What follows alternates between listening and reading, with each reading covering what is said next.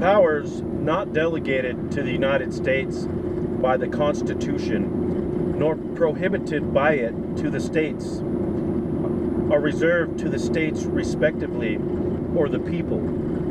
That's the 10th Amendment of the United States Constitution. It's within our Bill of Rights. We need to have a discussion about how we rein in a central government that's gone rogue, and it's really it's far-stepped its boundaries, its authorities that has been granted to it in the Constitution. We have a government a federal government, a central government that dictates its laws, its rules, statutes. It dictates to us how we live in our respective states.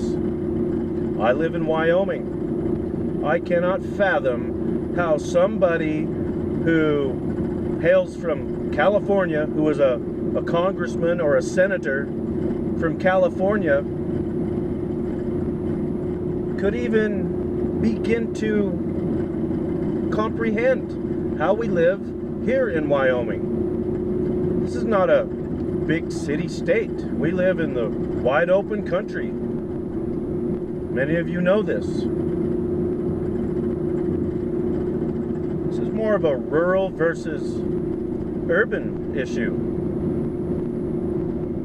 So that's what this rally in Cheyenne tomorrow is all about, is for the people of their respective states to take back that power. We live in our states here. We know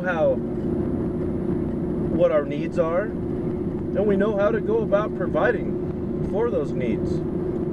Our needs are different than, say, what the needs are of somebody in California or Texas, Minnesota. We're all different. And that was the beauty of what the founders provided for us, is that, hey, you know what? If I don't like the rules and regulations of Arkansas or Missouri, I can move to Nebraska. I can move to South Dakota or Iowa. Personally, I've chosen Wyoming. I love it here. I love the wide open spaces, the genuine people. I've been in other states and towns, but Wyoming is home. So, what I want y'all to think about is how you can best, operate your lives in your own states, because that's where you live. And again, that's what this assembly in Wyoming is about at the Capitol. It's not that the founding fathers didn't provide us with the provisions necessary to take care of our states. It's that we haven't exercised them. We don't need to take our rights back. I believe most people are ignorant to the fact that we have the right. We are just not exercising it. We're allowing people who are put in office by large urban areas, and they're making decisions for the whole country that have nothing to do with many sections of it, and they don't even live here. And we have no voice, yet we're supposed to have the right to have things the way we want it. That's what the 10th Amendment is all about. So the issue isn't whether we can.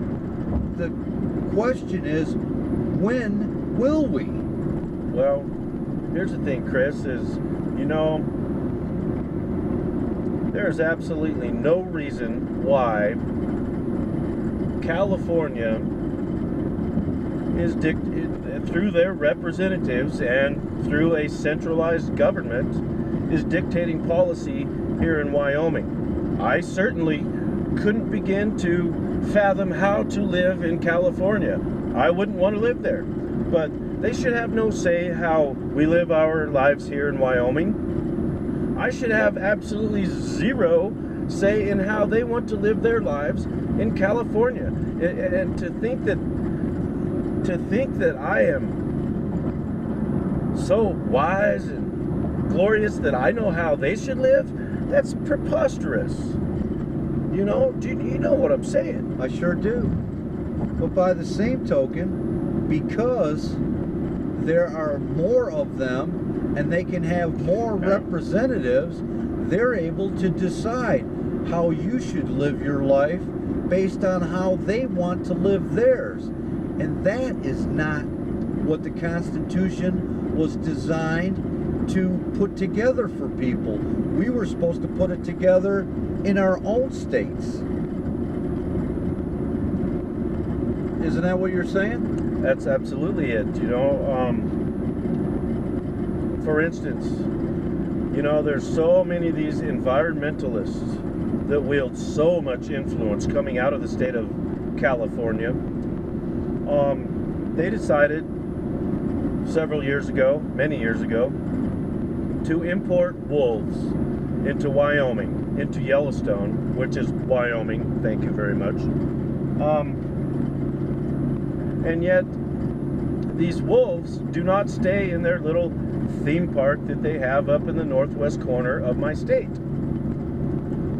Now, here a little over a year ago, a federal judge decided that the people of Wyoming don't get to say how those wolves are managed once they come outside the boundaries of Yellowstone.